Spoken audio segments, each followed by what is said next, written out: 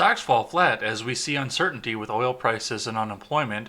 AOC tells people that they should go and boycott work if they're low income. The Middle East becomes a new hotspot of turmoil, and Jesse Ventura makes a statement about his presidential aspirations. Plus, we will do a thing that I like and a thing that I hate. I am Jay Edgar, and this is Contemporary.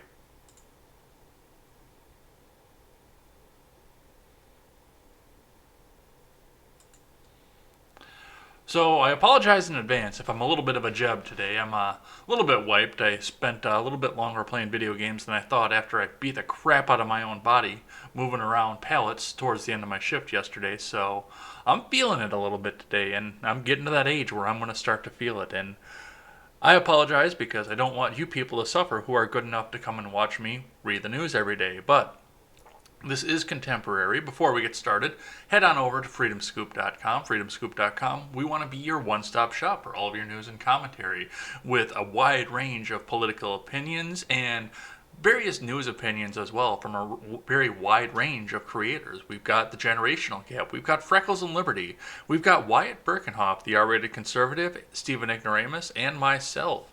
And we've got another show getting ready to go up as well. I'm going to make sure we've got all the details on there before I make the announcement. So check us out. We are adding more and more content every day to try and make everything the best for you. So go and check us out. All right, the first thing I think we've got to do is we've got to get a roll call here because it looks like, knowing where people in my audience are from, because some of them I know personally, we've got to make sure everybody's safe. And our first story comes from the Associated Press. At least 6 dead as storms hit Oklahoma, Texas, and Louisiana. Excuse me. This is... Oh, apparently the Associated Press doesn't give me an author. Okay, I guess I won't have to read your name online then. But this comes from Mayville, Oklahoma. Severe weather was moving through Mississippi and Alabama early Thursday after apparent tornadoes tore through parts of Oklahoma, Texas, and Louisiana. Where 6 deaths included a trailer factory worker whose body was found a quarter mile from his workplace. More than 100,000 customers from Texas to Mississippi were without power Thursday as the severe weather moved through, according to PowerOutage.us, which tracks utility reports. Tornado warnings sent residents taking cover in southern Mississippi and Alabama. Trees and power lines were toppled in parts of West Alabama. No injuries or major damage were reported immediately.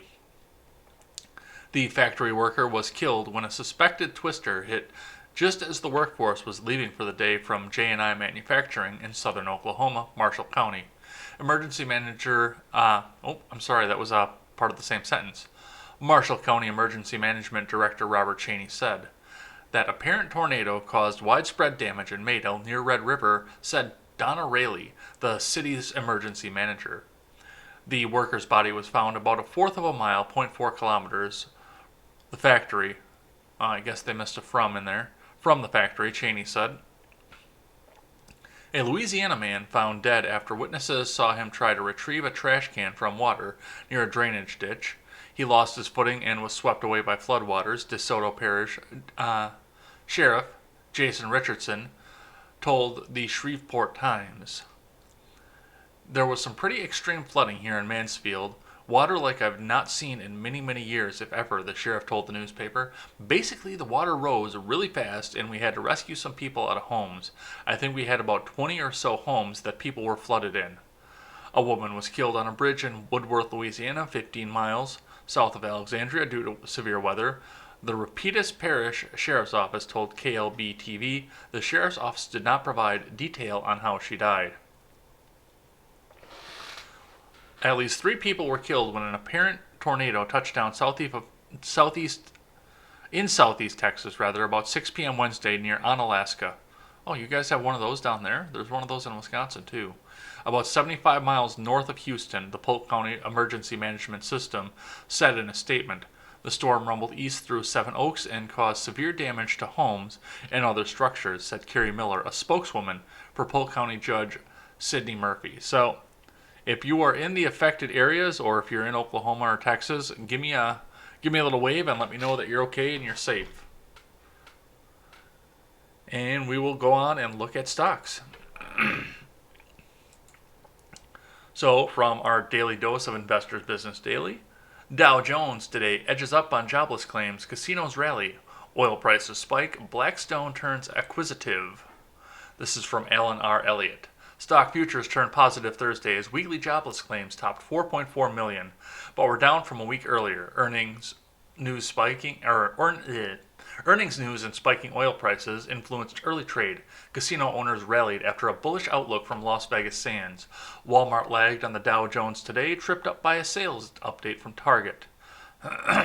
Dow Jones futures dipped 0.2% below fair value, while Nasdaq 100 futures and S&P 500 futures each traded a fraction in the red on the stock market today. Target tumbled 5% after reporting that the lockdown economy led to some store sales growth of only 5% in April versus a 20% surge during the same period in March. Online sales had spiked 275%, however, and higher labor costs and lower margin volume sales are pressuring margins. Among leading stocks, Domino's Pizza, an IBD leaderboard and long-term leader, fell 2% after its quarter one report. Eli Lilly edged up 0.3%, and Citrix dropped 3% after delivering results. All three stocks ended Wednesday slightly extended from recent breakouts. New Jersey-based biotech Immunomedics spiked more than 28% early after the FDA late Wednesday gave accelerated approval to the company's Trodelvy breast cancer treatment. Shares at Wednesday's close had spiked 150% off an April 3rd low. Jobless claims came in 4.427 million during the week and ended April 18th down from 5.237 million claims in the prior week and almost exactly in line with consensus expectations. The decline in the matching of estimates were both positives, but nevertheless brought the total number of first-time unemployment claims filed over the past 5 weeks to 26 million. The Nasdaq, S&P 500, and Dow Jones Industrials have all gained ground during the sessions in which each of the past 3 weekly jobless claims reports were delivered. Casino owners Las Vegas Sands and Wynn Resorts traded highest among S&P 500 stocks, following quarter one results from Las Vegas Sands. Also high on the S&P 500, Chipotle gained more than 2%, moving nearer to a buy point after BMO Capital upgraded the stock and boosted its price target. Oil prices remained a factor in early trade Thursday, back on positive footing, but neither steady nor stable. West Texas Intermediate spiked more than 12% in early action, but still traded below $16 a barrel. Europe's Brent crude benchmark rebounded 7.8% to nearly $22. Aside from the casinos, oil producers packed the top of the S&P 500, while ExxonMobil and Chevron topped the Dow in early trade. The energy sector represents less than 5% of the S&P 500 total sector weighting, almost 15% for healthcare and 23% for information technology. But moves in the sector tend to be highly volatile, imposing a powerful influence on the direction of the index. Wynn Resorts led the Nasdaq 100, Xilinx and Citrix Systems fell to the bottom of the list. So, looks like we have no idea what's going to happen today. Usually we can kind of predict it, but it doesn't. I'm really blown away that casinos are going up. I don't know if the online casinos are doing better, or I know you can't go in there right now, but I'm kind of curious as to what's causing that. Let's move on to the next topic. U.S. Stock futures are flat as investors digest oil turbulence latest jobless claims. This is from Fred Imbert and Thomas Frank. U.S. stock futures were flat Thursday as investors took a breather after 3 volatile sessions. Dow Jones Industrial Average futures were up just 1 point. S&P 500 and Nasdaq 100 futures were also up slightly. The muted moves followed a bounce in U.S. equities during normal trading hours on Wednesday that helped pair the S&P 500's 4.8% slide over Monday and Tuesday. The Dow Jones Industrial Average rose 456.94 points, or 1.99%, while 199% would be phenomenal, to 23,475.82 during Wednesday's session. The S&P 500 gained 2.29% to 2799.31, while the Nasdaq Composite closed 2.8% higher at 8495.38. Violent fluctuations in the price of oil have kept markets on the edge this week as a slide in demand, the result of the coronavirus and persistent oversupply, keep pressure on crude. Though West Texas Intermediate crude is down more than 70% from highs north of $60 per barrel earlier this year, its bounce on Wednesday pacified investors who were worried that the futures contracts would fall back into negative territory as they did on Monday. The contract for June delivery settled up 19% at $13.78 per barrel on Wednesday after President Trump tweeted he'd instructed the United States Navy to shoot down and destroy any and all Iranian gunboats if they harass our ships at sea. And we will be talking about that just a bit later on in the show. WTI contract for May delivery plunged below zero to trade in negative territory for the first time in the week, on the first day of the week, for the first time ever. A day later, the more actively traded June contract fell 43.37% to settle at $11.57. Brent and WTI crude futures were last seen trading up 8% and 3.7% respectively. So, IBD says we might tick up just a little bit, and CNBC says we might tick down a little bit. So, like I said, we've got no idea what's going to be happening. Let's read from the Daily Wire. Speaking of unemployment, 4.4 million Americans filed for unemployment claims top 26 million in 5 weeks. This is from Tim Pierce. About 4.4 million Americans filed fresh unemployment claims this week, bringing the total amount of jobs and paychecks lost since the coronavirus shutdowns began to over 26 million. The Department of Labor released the latest unemployment claims data on Thursday morning. Economists expected filings to remain at historically high levels this week after 5.2 million claims were reported last week. The number of weekly claims is a rough rolling indicator of the severe economic toll lockdowns and the coronavirus is taking on the United States. No, it is not, Tim. It is an indicator of the authoritarianism that's coming out of the federal government and many of the state governments. Gallup released a poll on Wednesday that found Americans' fear of losing their jobs in the next 12 months had hit its highest mark on record, dating back to 1975. A quarter of U.S. adults responded to Gallup's survey taken between April 1st to 14th that they thought they would lose their job in the next year. Many of the claims accounted for on Thursday are likely from a backlog in filing that has built up as state governments have struggled to handle the torrent of filings that are arriving in unprecedented numbers. President Trump has advocated for opening up portions of the U.S. in recent days. A handful of states are moving to begin easing measures ahead of May. Georgia is taking one of the most aggressive stances in lifting its stay-at-home order and allowing businesses to resume limited operations. Despite his desire for lockdowns to end, Trump criticized Governor Brian Kemp on Wednesday for opening up the state too quickly, according to Politico. I told the governor of Georgia, Brian Kemp, that I disagree strongly with his decision to open certain facilities, Trump said at a White House coronavirus task force briefing. I think it's too soon. I love the people. I love those people that use all those things. The spas, the greatest spas, the beauty parlors, the terrific beauty parlors, the barbershops, the tattoo parlors. I love those tattoo parlors. I love them. But they can wait just a little bit longer. Just a little bit, not much, because safety has to be predominant.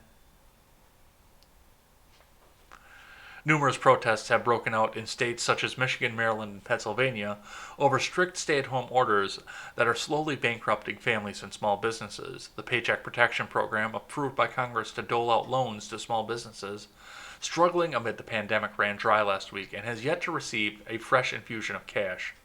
The Senate passed a bill to put about $310 billion in the fund on Tuesday and is expected to be voted on in the House on Thursday.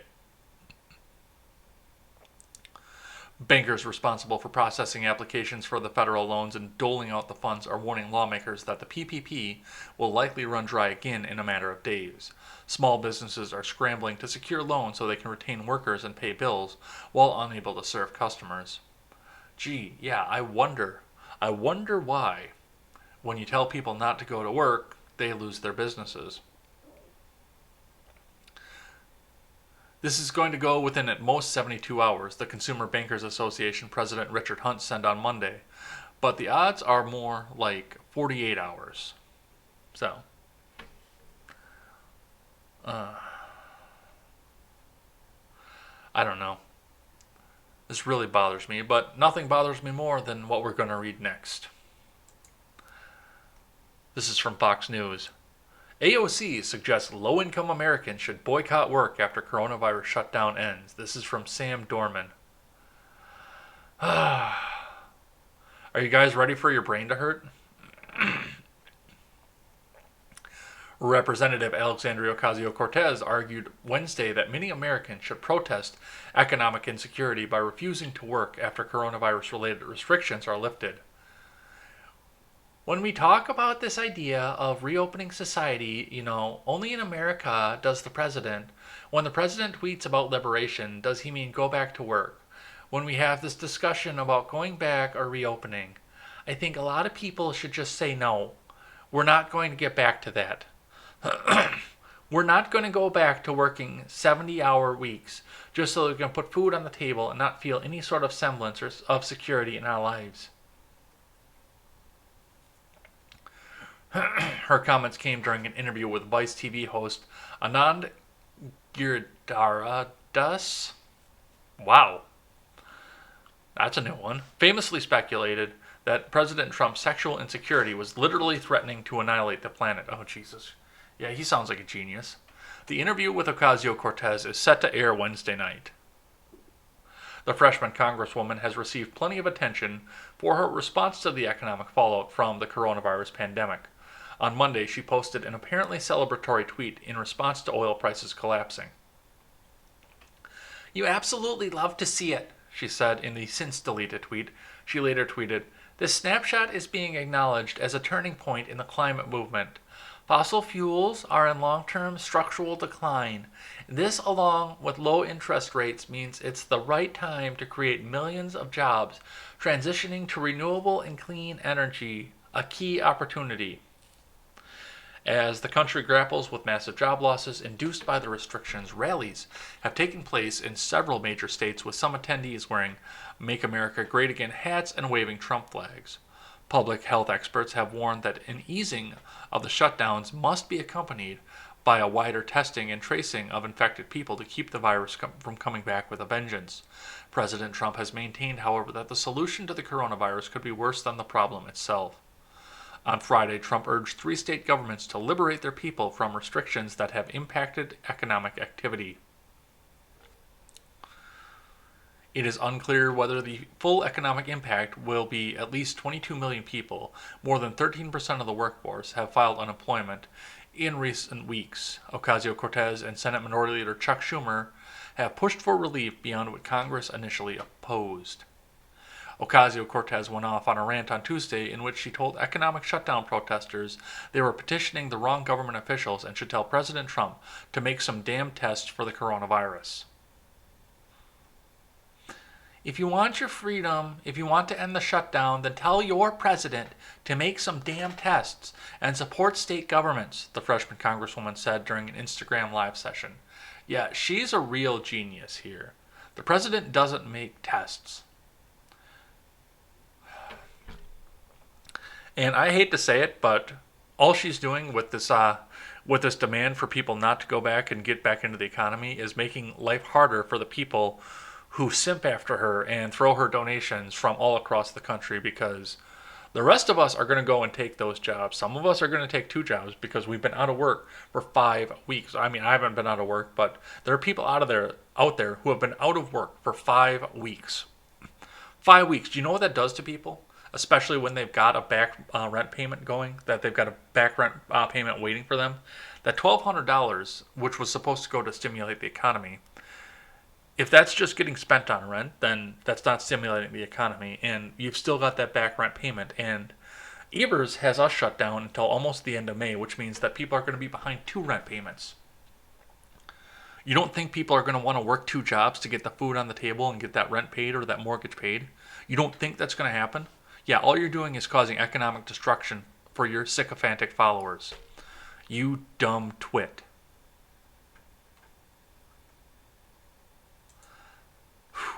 All right, now that that's over, does appear that we do have a rebuttal to this coming also from Fox News. Ben Shapiro, oil crisis amid coronavirus for AOC and the left, it's just another political opportunity. And this is from Ben Shapiro, but I'm not going to read it in my Ben Shapiro voice because I will be exhausted by the end of the article, or at least however far down into it I decide to go. The price of oil futures has collapsed catastrophically. In fact, the price has collapsed into negative territory in the near term. This bizarre situation, prompted by lack of consumer demand and lack of storage facility, led the irresponsible Representative Alexandria Ocasio-Cortez to tweet, "You absolutely love to see it. This, along with record low interest rates, means it's the right time for a worker-led mass investment in green infrastructure to save our planet." This tweet was too dumb even for her, an extraordinary bar given her past commentary, and she deleted it. But she then reiterated the point in a follow-up tweet characterizing the rock-bottom oil prices as a key opportunity to create millions of jobs transitioning to renewable and clean energy. Needless to say, investing in expensive green energy at the time when oil producers cannot simply give away oil is peak stupidity, but the Boston University economics major's faux pas merely underscores an uncomfortable truth regarding this pandemic and its aftermath. For the most partisan, every crisis is an opportunity to push political priors. The most obvious agenda item for those on the political left has been the growth of the government. Dan Balz, chief correspondent of the Washington Post, drooled while saying, "For the first time, many Americans are looking to government for their very economic survival. In that time, we could make them look at government differently." Senator Bernie Sanders, independent of Vermont, wrote for the New York Times that the unequal impact of the pandemic and economic collapse are forcing us to rethink the assumptions of our system. Among those assumptions, the free market economy. Sanders terms the free market the path of greed and unfettered capitalism. The New York Times termed the coronavirus a new frontier in the fight for civil rights, and quoted race hustler Reverend Jesse Jackson, who was calling for a government commission to investigate the racism and discrimination built into our public policies that result in racial health disparities. Precisely this attitude, that every crisis is a new weapon in the war for more expansive government and in favor of a complete rethinking of the constitutional bargain, will lead more and more Americans to view the shutdown orders with skepticism. It is one thing to lock down populations on a bipartisan basis with clear goals. Goals like preventing coronavirus patients from swamping the healthcare system. Most Americans will go along with that, and most Americans are willing to grant policymakers the benefit of the doubt. But when politicians begin to reveal ulterior motives for such shutdowns, Americans begin to ask questions. When politicians simultaneously take measures that obviously do nothing to combat the coronavirus, measures like locking down public parks where people are social distancing, or banning Americans from buying gardening supplies but ensuring access to abortion remains fully available, Americans begin to wonder whether their politicians are trustworthy, and when politicians meet such questions with hysterical accusations that questioners simply don't care about human life, Americans grow even more suspicious. Crises require trust and authority, but authorities must earn our trust with well-founded, sensible policy. They must be transparent about what they are doing and why they are doing it. When authorities instead suggest openly that their agenda isn't solely curbing the coronavirus but remaking America along the lines of their own political priors, they lose our trust, and they should. Yeah, this is climate all over again, and yeah, this fell on the left's hands this fell right into the hands of the left like it was given to them on a silver platter. Because they no longer have to try and reshape the energy sector. Now they just have to try and get as many people out of work for as long as they can. And like I said, if some of this stuff starts to open up and people continue to not go back to work, there are going to be other people waiting in line to take those jobs. The jobs that these people want to walk away from. I would fire them. If I owned a business and some little sycophant came back and said, "Well, I'm not going to work because I'm boycotting going back to work," it's okay. And I'd have that job opening on ZipRecruiter as fast as I could, because there's going to be somebody else waiting to take it. Somebody who's 2 months behind on rent and is either going to be homeless or moving back in with his mommy and daddy. Probably somebody that's got kids. Or somebody whose house is about to be foreclosed on, or at least going to start going into the process. What do you think 2 mortgage payments cost once you have escrow built into it? It's not cheap. So, yeah. All right. Texas judge's 30-day coronavirus mask order blasted as ultimate government overreach. This is also from Fox News. I read a lot from them today, and I still have two more to read from those guys. But this is from Dom Colicchio. A judge in Harris County, Texas, on Wednesday ordered residents to start wearing face masks in public for 30 days beginning next week, or possibly face a fine. But Judge Lina Hidalgo's action, which intended to help stem the spread of the coronavirus in the third most populous county in the U.S., drew immediate pushback, including from the state's lieutenant governor, who called the move the ultimate government overreach, and Representative Dan Crenshaw, who wrote that common sense guidelines should never lead to unjust tyranny. Lieutenant Governor Dan Patrick noted in a Twitter message that Hidalgo's order, affecting some 4 million Texans and Houston and some nearby communities, was announced on the same day as plans surfaced for closing a costly temporary hospital because it wasn't needed. These kind of confused government policies fuel public anger, and rightfully so, wrote Patrick, who has been a vocal advocate for reopening the Texas economy and getting people back to work. Crenshaw said health guidelines should be emphatically promoted, but he objected to the punitive aspect of the judge's order. The order by Hidalgo, whose role as a county judge in Texas is similar to that of county executive. Okay. Yeah, I was going to ask about that too, because it said that she was a judge, but apparently in Texas that is your county commissioner. So, in other states, is scheduled to take effect Monday. It requires that people in public areas or in close proximity to the other people cover their nose and mouth with a mask or other covering, or face a $1,000 fine. Fox 26 of Houston reported. Well, as we've seen every time Seawall's been on this show, Seawall's covered, because you never see him without a mask on. The order does not apply for exercising or outdoor walks, and does not apply to children under 10, the report said. Aside from Patrick and Crenshaw, Hidalgo's order also drew backlash from a Houston police officers union, who called the order draconian, and was seeking guidance from the state's attorney general office on whether the fine for offenders was legal. The Houston Chronicle reported. Yeah, that'd be an interesting battle to see. Of course, we want to see your government be as local as it humanly possibly can, but still, if they're going to be draconian, then we can let the state come in and say, nope, not this time. That will be an interesting thought of who has sovereignty. I'd love to see it. All right, next one. It's unprecedented how the NFL and ESPN plan to broadcast a virtual NFL draft. This is from CNN, from Frank Pallotta. And this moves into the other story that I have here going on to Congress and how they could be affected. This year's NFL draft was supposed to be one of the most elaborate productions in NFL history. It was going to take place in the glitzy Las Vegas Strip. Yeah, I bet those Vegas guys are really pissed about this. With thousands of fans in attendance, and the league was going to ferry players via boat to a stage on the Bellagio fountain. Okay.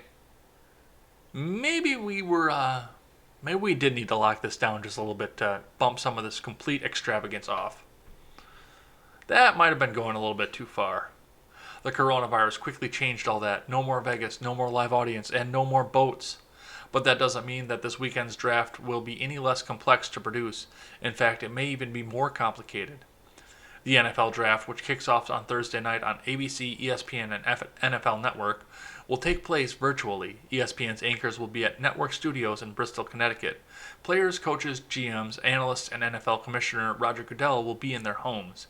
Goodell will reportedly announce first-round draft picks from his basement. The basement, huh? Well, I'm pretty sure that Roger Goodell's basement is bigger than most of our houses. Both floors combined, of course, but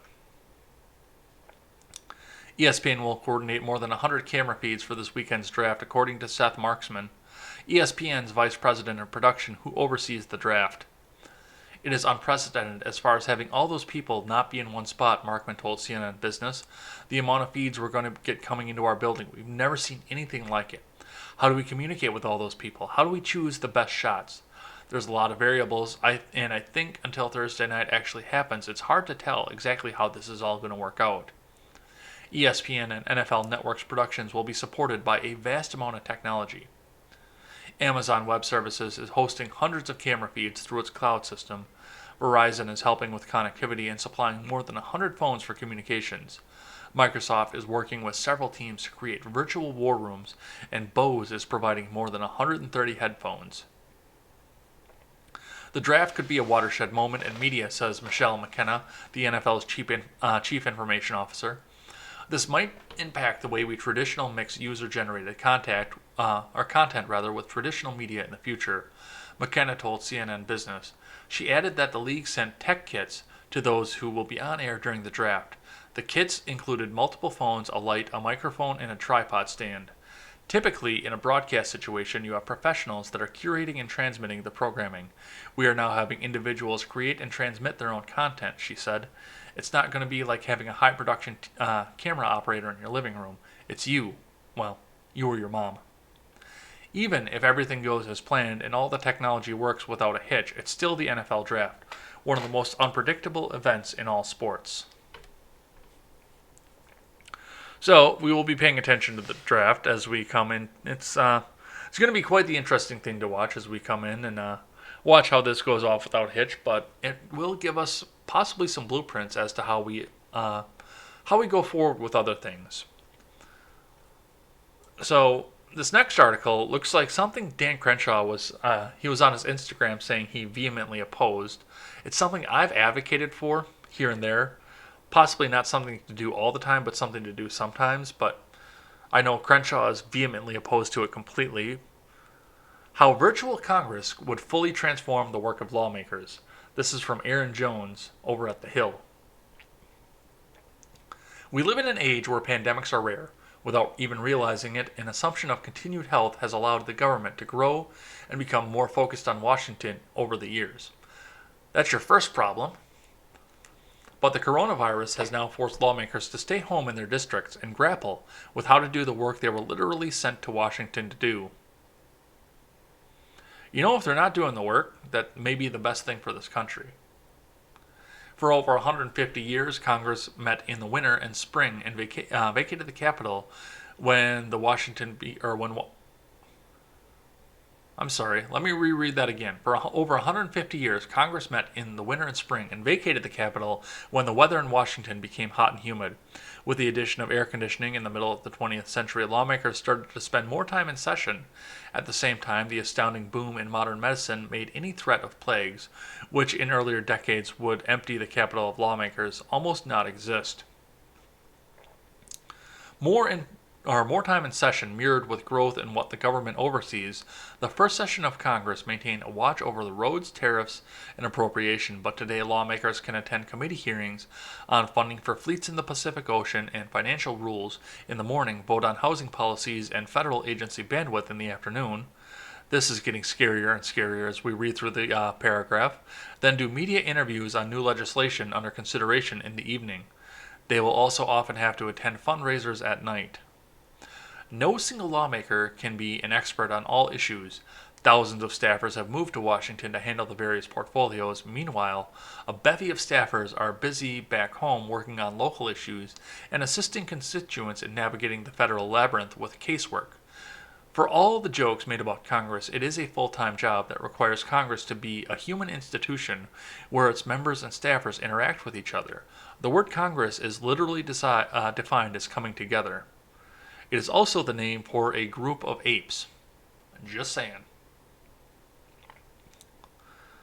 Congress is now contemplating doing all this task from afar. Some members have suggested holding virtual hearings. Others have proposed some way to vote on legislation from off-site. Leaders in both chambers, and thus in both parties, have resisted those calls, but if the current coronavirus crisis persists, or if we face recurring instances of similar national consequence, then Congress will have to make changes in order to do its work. The balancing act of working in Washington and being present back home in their districts has been a challenge for lawmakers for years. It's not just the political expediency of sitting with constituents either. Members who have children face the difficult decision of whether to bring their families out to Washington or see them only briefly back at home. While $174,000 is a great salary, it's too much, people. For lawmakers who are not wealthy or hail from high coast districts, the price of keeping two residencies is not very easy, so there's always an incredible appetite to spend more time back at home. Of course, I have 3 homes. I've got a house in Vermont, I've got a house in Washington, D.C. for work. That's your first problem. And like any good Vermonter, I have a summer camp. What might Congress look like if members take more time away from the Capitol and engage in virtual legislating? Congress must pay attention to its own online security to ensure that communications are safe. Physical security for rank-and-file members would be a priority as members spend less time concentrated in one area. They would have to figure out how to conduct oversight from a distance.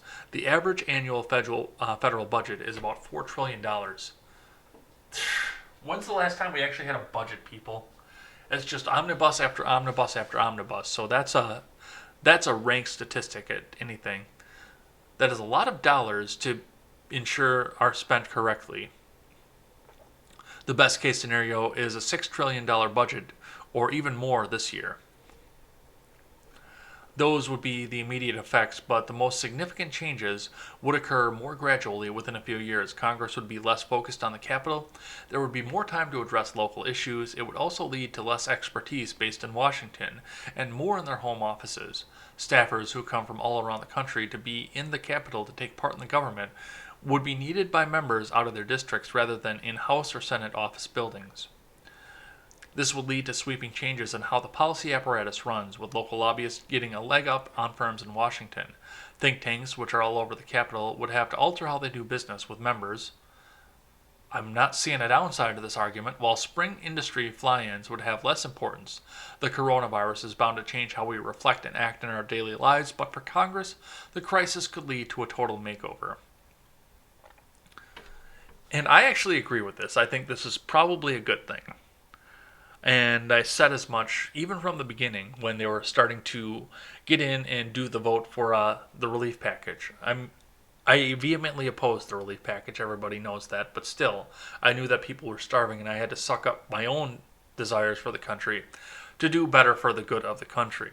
But I said right in the beginning, I said, there's no reason that we need to have everybody flying back in a hurry to vote on something that somebody is forced onto the floor.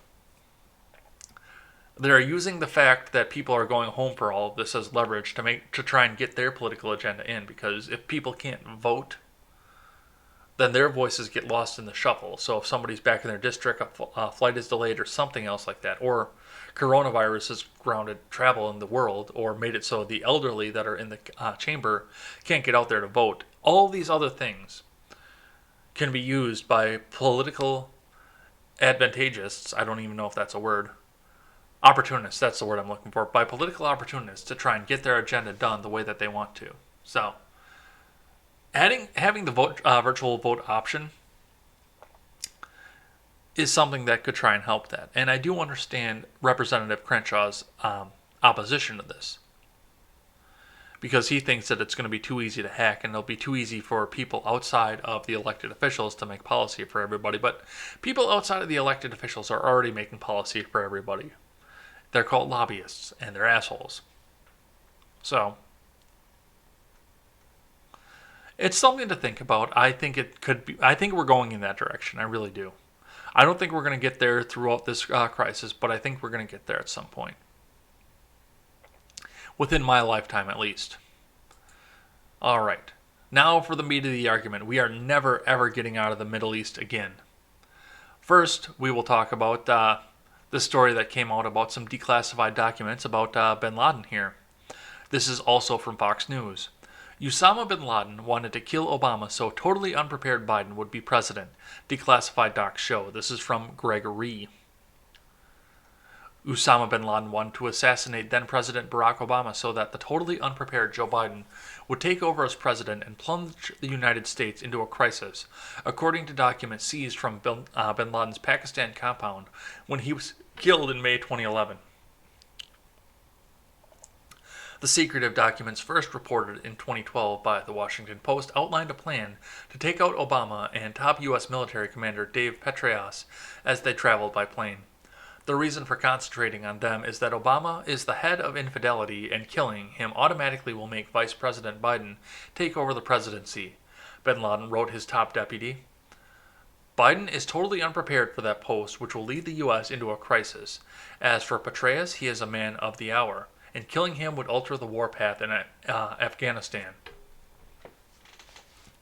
Bin Laden specifically wanted fellow terrorist Ilyas Kashmiri to shoot down Obama. Please ask Brother Ilyas to send me the steps he has taken to get taken into that work, bin Laden wrote the top lieutenant, Atiya Abd al-Rahman. Kashmiri wouldn't get too far along in the plot, however. He was killed in 2011 in a U.S. drone strike shortly after the bin Laden himself was shot to death by Navy SEALs. Intelligence officials told the Post that bin Laden's plan never progressed past the aspirational stage. For his part, Biden has sent mixed signals on his role in bin Laden's death. As explained at length in a timeline by the Washington Examiner's Jerry Dunleavy, in late April 2011, Obama gathered together a team that included Biden before making a final decision on whether to strike at bin Laden's suspected compound. In January of 2012, Biden revealed he had opposed the raid and claimed that every single person in that room hedged their bet, except for CIA Director Leon Panetta, who supported striking the compound. Mr. President, my suggestion is don't go, Biden told his boss, as reported by the New York Times. We have to do two more things to see if he's there. But in 2015, Biden changed his mind and said he told Obama he should go. I got a friend, Corn Pop. He's a real bad dude, and we should send him over there. He'll take care of bin Laden. Obama himself verified Biden's opposition to the plan, telling Mitt Romney in a 2012 presidential debate, "Even some in my own party, including my current vice president, had the same critique as you did." On CBS's 60 Minutes in October 2015, Biden tried to clear up the confusion and insisted everything he said had been accurate. In order to give the president the leeway he needed, I said, "Mr. President, there's one more thing we can do, one more pass to see if it was bin Laden." I said, "You should do that, and there'd still be time to have the raid. But that's what I would do," Biden said. SEAL Team 6 ultimately landed at bin Laden's compound in two MH-60 Blackhawks, killed the terror leader, and seized a fateful cache of valuable intelligence. So yes, it appears that we will be going back to the Middle East. Furthermore, we've got this going on here, and I mentioned this very slightly yesterday. This is also from Fox News. Iranian foreign minister tells Trump U.S. military should focus on coronavirus cases as tensions rise between the countries. Iranian Foreign Minister Javad Zarif tweeted Thursday that President Trump should focus on treating positive coronavirus cases in the U.S. military rather than the actions of the rogue Middle Eastern nation, as tensions have risen between two countries in recent days. The provocative comments from Zarif, which came in a tweet, followed aggressive maneuvers by 11 Iranian Islamic Revolutionary Guard Navy vessels in international waters in the Persian Gulf last week. In a tweet by Trump on Wednesday morning, that he had instructed United States Navy to shoot down and destroy any and all Iranian gunboats if they harass our ships at sea. The U.S. military is hit by over 5,000 COVID-19 infections. Real Donald Trump should attend to their needs, not engage in threats cheered on by Saddam's terrorists, Zarif tweeted. Also, U.S. forces have no business 7,000 miles away from home, provoking our sailors off our own Persian Gulf shores. Zarif was referring to Saddam Hussein, the former Iraqi president, who, before being overthrown by the United States, had gone to war with Iran. The tweet was accompanied by a map that noted the U.S. is thousands of miles away from the Persian Gulf, whereas the Persian Gulf makes up most of Iran's shoreline. But the Persian Gulf also includes large amounts of international waters and is an important trade route that the United States has made an effort to protect, particularly the Strait of Hormuz, which is the gateway to the Persian Gulf. Iran last summer seized a foreign oil tanker in the Strait and engaged in two other actions that led the U.S. to attempt to form an international coalition to protect the waterway from Iranian aggression. Military.com reported Wednesday that the U.S. Department of Defense had confirmed 3,578 coronavirus cases within its ranks. Iran, of course, has its struggles with the coronavirus too. A week ago, its parliament came out with a report that said Iran's death toll from the pandemic was most likely double the official reported figures because of undercounting and a lack of testing. In the event that angered Trump, prompting his Wednesday tweet, the Iranian ships repeatedly crossed in front of and behind the U.S. vessels at extremely close range and high speeds, including multiple crossings of one ship, the Puller, with a 50-yard closest point of approach and within 10 yards of any other ship. The Maui's bow, a Fifth Fleet statement said the confrontation happened in international waters. The crews responded by issuing multiple warnings via radio, including 5 short blasts from the ship's horns and a long-range acoustic noisemaker devices, but received no response from the ships. The Navy's Fifth Fleet said in a statement, the Iranians eventually responded to radio queries from the American ships and gave increased the distance between them. So, there's always been a force out there, it seems, that's trying to pull us back into a war in the Middle East, and I hate it because I really think it's time for us to get out of there. But, of course, we still want to be able to maintain the trade routes that we have there, and that's why we have the Navy out there defending it. But, of course, if the Navy were to shoot down one of these ships, that would be an act of war, and that would pull us right back into the region. So, that's something we're going to need to watch in the middle of this, because just like we said with AOC, never ever let a good crisis go to waste. Now, we've got one more here to talk about, and this is on the political news. It was trending that Jesse Ventura had joined the Green Party as a presidential candidate last night, but according to New York Post, he's not going to do that. This is from Lee Brown. Ex-WWE star Jesse Ventura shoots down rumors about running for president. Former WWE star Jesse Ventura early Thursday slammed rumors that he has filed paperwork to run for president. Despite previously hinting at plans for a surprise last-minute run, the wrestler-turned-Minnesota governor went on a Twitter tirade against salacious clickbait articles suggesting he'd filed paperwork. Earn your paycheck, verify something, anything. Let's start with, no, I haven't filed to run for office. The 68-year-old strongman railed against journals suggesting otherwise. Ventura's tirade followed a late-night Twitter rant that stretched into the wee hours about the election and his plans to support the Green Party. We have the right to vote for the best candidate, and that person doesn't have to be a Democrat or Republican. These gangs have to go. They don't deserve your vote, he raged. I refuse to vote for the lesser of two evils because in the end, that's still choosing evil. He also took a dig at President Trump, saying voting was the only way to get the draft dodgers with so-called bone spurs out of Washington in 2020. To run in 2020. Despite his denials, Ventura admitted last September he would use the element of surprise and enter the race when it came down to the two candidates. Why? Why does our political system suddenly look like an episode of WWE Raw? Last minute surprise entries, people coming in, making their taunting remarks all over the air. Why? Why has our political system turned into Nitro or Raw or SmackDown? How did we get here? Maybe it was when we elected a reality TV star as president. Who knows? Or maybe it's when Donald Trump succeeded him. Who knows? But man, why did we get there? How did we get here? I hope Jesse Ventura stays in the political eye. That'll be hilarious. He was funny when he was the Minnesota governor too, and we had all these t-shirts going around. My governor can beat up your governor, and then one of my classmates actually made t-shirts saying, my dad can beat up your dad, and he had a picture of his dad on there. And then I met his dad the summer later when he was working with my dad, so yeah, that was, this will be a crazy thing.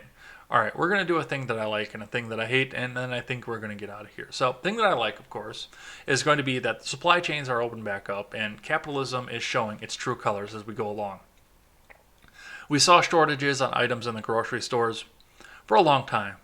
For 2 weeks, I couldn't find a grain of yeast, and the week before that, I couldn't find a bag of flour anywhere. The toilet paper runs we all saw, some of the fresh foods, the eggs that were going on, and the price of eggs have gone up, obviously, because of it. But, I mean, the supply chains are what they are, and nobody expected any of this to happen, so we had to figure out new ways to supply things. But if this were a socialist country at this point, once those supply chains were interrupted, the products would never come back because they'd be replaced in production by something that was more important, or we would just all be starving to death and no food would come back because there would be no will to work. So we have capitalism. We want people to be able to earn money. And yeah, the prices have affected that somehow.